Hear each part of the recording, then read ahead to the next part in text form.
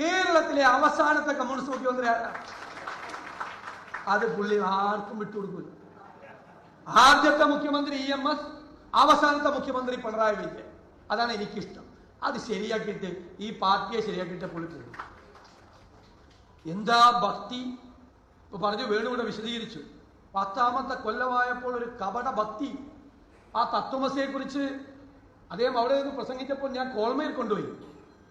അത് നീയാകുന്നു എന്നുള്ള തത്വമസിയെ കുറിച്ചൊക്കെ പ്രസംഗിക്കുകയാണ്. ഈ അയ്യപ്പ സംഗമം നടത്തിയത് നന്നായെന്ന എൻ്റെ അഭിപ്രായം.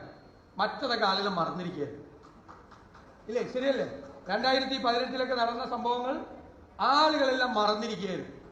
2 പേരെ പോലീസുകാർ കൊണ്ട് ശബരിമല കയറ്റിയതും നമ്മുടെ ഷിബു ബേബി ജോൺ പറയുന്നത് തലേ ദിവസം പോലീസ് ക്ലബ്ബിൽ താമസിപ്പിച്ച് പൊറോട്ട ഇറച്ചി മേടിച്ചു കൊടുത്തിട്ടാണ് ശബരിമല കയറ്റിയെന്നാ. ഞാനൊന്നും പറയുന്നില്ല. അതൊക്കെ ഇപ്പോൾ ഓർത്തില്ല, ആളുകൾ മറന്നുപോയതാ, കേരളത്തിലെ ആളുകളെല്ലാം. ഇപ്പൊ എന്താ? എന്നിട്ട് എന്തെല്ലാം അവിടെ കാണിച്ചത്? ഇപ്പൊ അതിന് തിരിച്ചടി കിട്ടി. അയ്യപ്പൻ തന്നെ ഇറങ്ങി 8ന്റെ പണി കൊടുത്തു. എന്താ സ്ഥിതി? ഇപ്പൊ കട്ട മുതലിനെ കുറിച്ചാണ്. 30 കിലോ സ്വർണമാണ് വിജയ് മല്യ കൊടുത്തത്. അതില് 2019 ഇത് നന്നാക്കാൻ കൊണ്ടുപോയപ്പോൾ തന്നെ 4 കിലോ പോയി. ഇപ്പൊ മൊത്തം പരിശോധന നടത്തിയാൽ എത്ര കിലോ സ്വർണം, ഈ 30 കിലോയിൽ എത്ര കിലോ സ്വർണം പോയി എന്ന് കണ്ടുപിടിക്കും.